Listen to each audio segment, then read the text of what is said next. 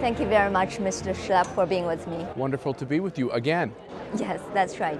So among all the critical issues America faces today, why do you make America versus socialism the theme of CPAC this year? Because you can really see in the news coverage that one of the two major parties in America, the Democratic Party, is embracing socialism. They might actually nominate somebody who's an avowed socialist. In America, that's very shocking. It's never happened.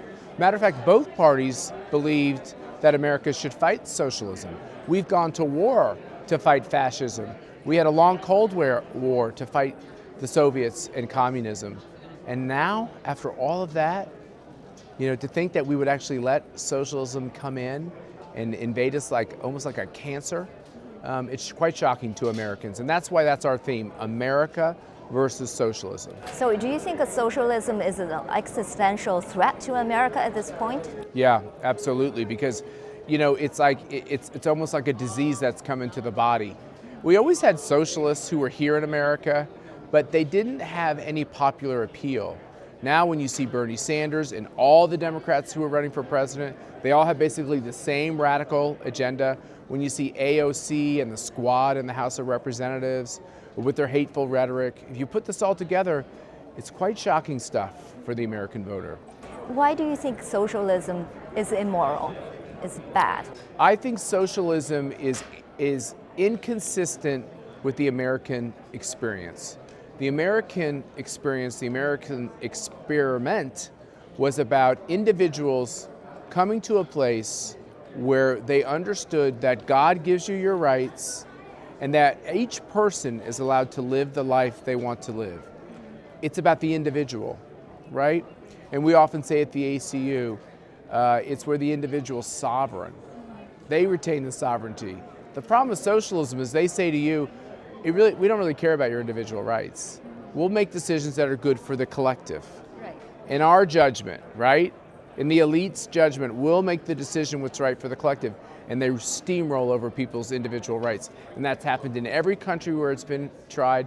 People are more economically deprived, and there's pain and misery associated with the economics of socialism. But when your rights are stripped from you, there's something dehumanizing about that. And we've seen that happen to Donald Trump with the attempt to kick him out of office.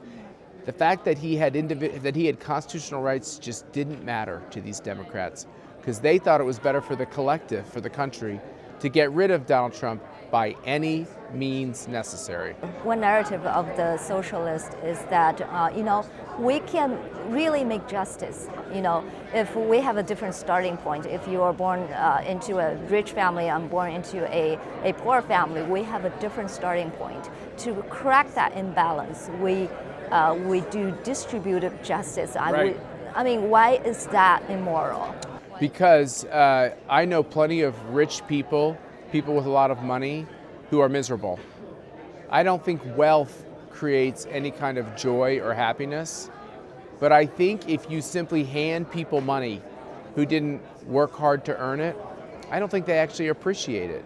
I think this is one of the problems we have a massive social welfare program and a safety net, as some people call it, in America. But what you're seeing is no matter how much assistance is given to people, oftentimes they still don't make good life decisions. It's really pretty clear what keeps one out of poverty. There's so much opportunity in America. If you listen to Larry Kudlow and Ivanka Trump on the stage today, they walked through the fact that there's 5 million jobs that are unfilled in America, but there's probably 6 million Americans who could fill those jobs if they got off drugs, if they had the skills, if they didn't make bad personal decisions.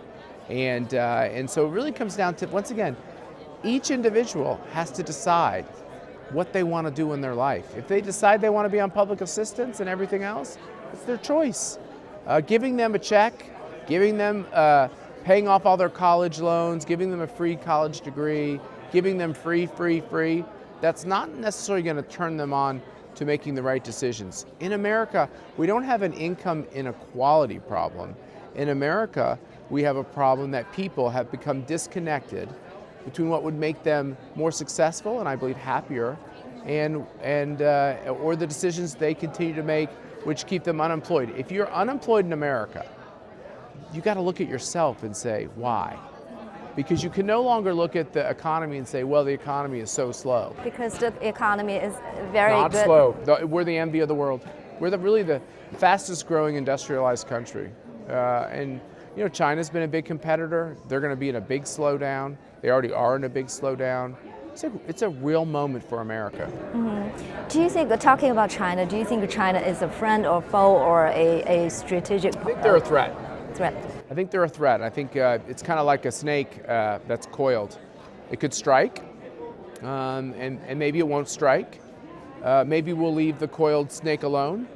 And I think what we've tried to do, what do you mean by leave them alone? Let me try to explain it. I think American presidents of both parties for the last several decades have believed that China would eventually be a strong ally, a strong economic partner, and a strong national security ally eventually, and will hug them into being responsible.